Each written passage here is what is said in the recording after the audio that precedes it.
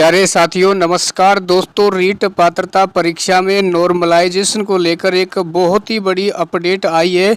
साथियों कल आपने देखा होगा प्रदेश की जो 2025 की एक सबसे बड़ी भर्ती थी जिसमें सबसे अधिक आवेदन आए थे पशु परिचर भर्ती।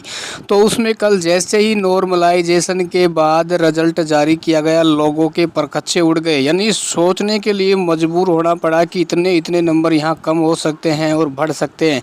पहले मैं आपको यहाँ दिखाना चाहूँगा, ठीक है ना। देख सकते हैं 6 शिफ्ट में किस प्रकार नंबर बढ़े हैं घटे हैं।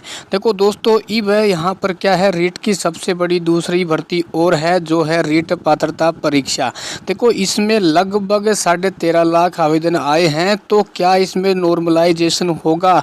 तो जो दोनों शिफ्ट में आपका एग्ज़ाम हुआ है 27 फरवरी और 28 फरवरी को, यदि ऐसा ही नॉर्मलाइजेशन होता है तो साथियों आप सोच सकते हैं कि जो साथी मान लो आप ओबीसी कैटेगरी के स्टूडेंट हैं और आपके यहाँ पे 70 नंबर आ रहे हैं, तो साथियों यदि आपके भी नंबर बढ़ जाएंगे तो भाई साहब आपकी पात्रता भी चुटकियों में क्लियर हो जाएगी। लेकिन एक वो स्टूडेंट सोच सकता है जिसके आज की डेट में 95 नंबर हैं, ठीक है ना, या 100 नंबर हैं, वो जनरल कैटेगरी से हैं।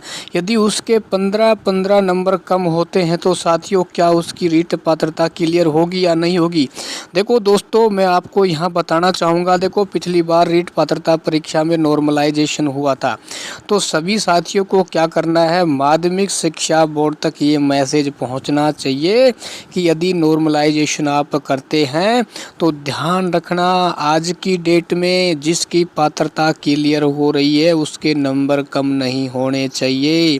और मान लो यदि आप नंबर बढ़ाते हैं तो उन शिफ्ट को आप बढ़ा सकते हैं, आपका मोस्ट वेलकम है। जिन बच्चों का पेपर कठिन हुआ है यदि उनकी पात्रता क्लियर नहीं हो रही है तो भले ही ना आप उनके नंबर बढ़ाए, हमें खुशी होगी, लेकिन किसी बच्चे के नंबर कम नहीं होने चाहिए। देखो ये चला नॉर्मलाइजेशन शब्द ही ऐसा है, ये पूरे प्रदेश में, अभी आपने चाहे बिहार में देखा होगा किस प्रकार भयंकर तरीके से विरोध किया गया, और उसके अलावा ही बाबा राजस्थान में भी देखा होगा सीटी की भर्ती उसमें नॉर्मलाइजेशन है ना, पशु परिचर में नॉर्मलाइजेशन, यानी कोई भी पेपर जब एक से अधिक शिफ्ट में होता है तो इस नॉर्मलाइजेशन का जन्म होता है।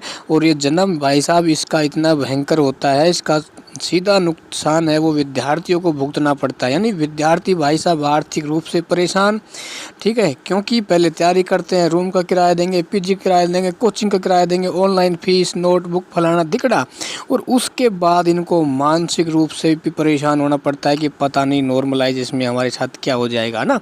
तो साथियों मैं तो इतना ही कहना चाहूँगा कि माध्यमिक शिक्षा बोर्ड के पास ये बात ज़रूर पहुंचनी चाहिए, यदि वो इसमें नॉर्मलाइजेशन करता है तो किसी बच्चे के नंबर कम नहीं होने चाहिए, ठीक है ना, क्योंकि ये रीट पात्रता परीक्षा है और ये परीक्षाएं हर साल नहीं होती हैं। क्योंकि आप सोच सकते हैं एक रीट भर्ती को कंप्लीट होने में लगभग 4 साल का समय लग जाता है। तो ऐसा तो है नहीं कोई बच्चा है मान लो उसकी पात्रता क्लियर नहीं होगी तो फिर तो वो कहाँ से थर्ड ग्रेड टीचर बन पाएगा ना। तो साथियों आपकी क्या राय है, आप कमेंट्स बॉक्स में ज़रूर मैसेज करें। फिर अपन अगले वीडियो में माध्यमिक शिक्षा बोर्ड के जो भी सचिव हैं उनके पास अपन ईमेल के माध्यम से उन तक ये मैसेज पहुंचाने का प्रयास करेंगे कि यदि नॉर्मलाइजेशन रीट पात्रता परीक्षा में होता है तो विद्यार्थियों के अंकों भार में, उन विद्यार्थियों के अंक भार में परिवर्तन ना किया जाए जिनकी आज की डेट में पात्रता क्लियर है।